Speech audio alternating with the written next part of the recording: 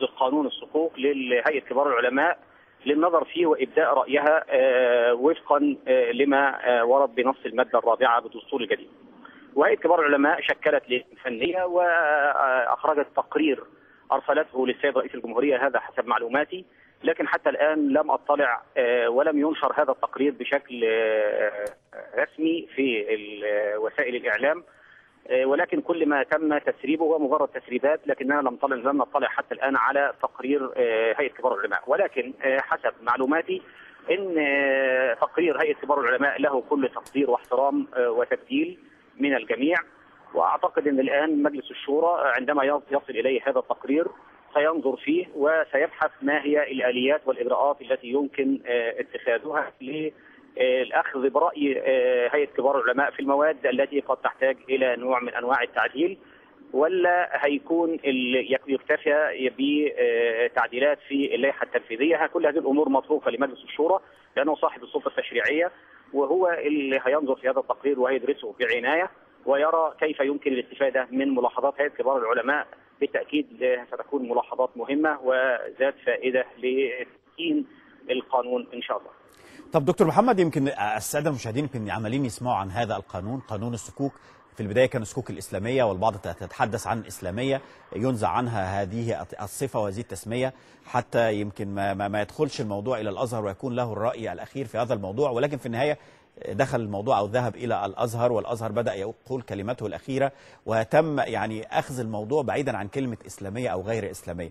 هذا المشروع من الوجهة الاقتصادية، وهذا هو المجال اللي حضرتك يمكن بتمتهنه وبتتميز فيه، يمكن وضعه أو تداعياته أو قيمته بالنسبة للاقتصاد المصري إيه؟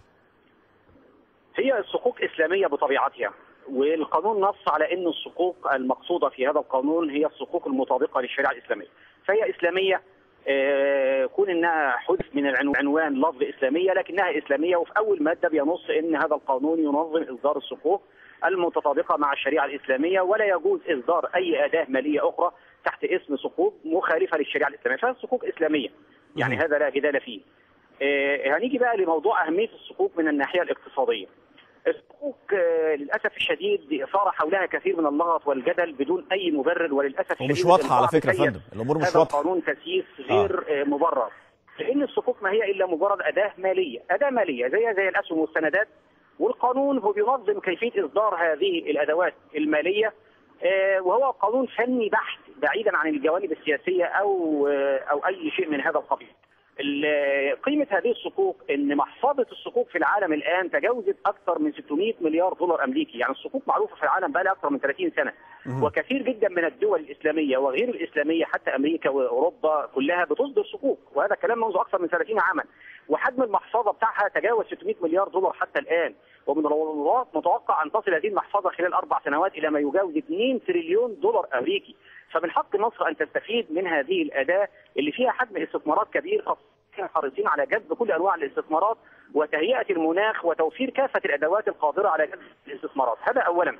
ثانيا أنها أداة تمويل حقيقي، بمعنى أن الصكوك بتدخل في تمويل حقيقي للتنمية باعتبارها تنطلق من المرجعية الإسلامية، والاقتصاد الإسلامي بيقوم على أساس فكرة التمويل الحقيقي اللي بيؤدي إلى تنمية حقيقية، ونحن محتاجين في هذه المرحلة إلى تنمية حقيقية وليس مجرد أدوات مالية تعمل. دكتور يمكن كلام حضرتك كله يعني في الصالح العام، يعني كلام حضرتك كله في الصالح العام. إنها تجذب شريحة من المستثمرين الذين يريدون أن يتعاملوا في بعيدا عن الاقتراض أو مطابق للشريعة الإسلامية إلى السوق المصرية.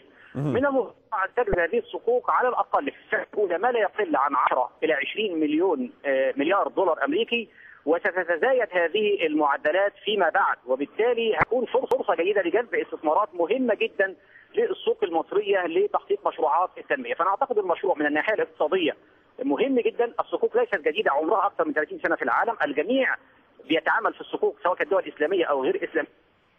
طب دكتور، في النهاية التخوف أو التعديلات اللي طالبها الأزهر إيه أهم محاورها، يعني النقاط الرئيسية فيها؟ يمكن الاتصال اتقطع مع دكتور محمود جودة عضو اللجنة الحرية والعدالة. يمكن اتضحت الصورة بشكل أكبر، ولكن يمكن النقطة اللي كنا عايزين نستوضحها، هيئة كبار العلماء في الأزهر الشريف معترض على إيه تحديدا إذا كانت القيمة الكبيرة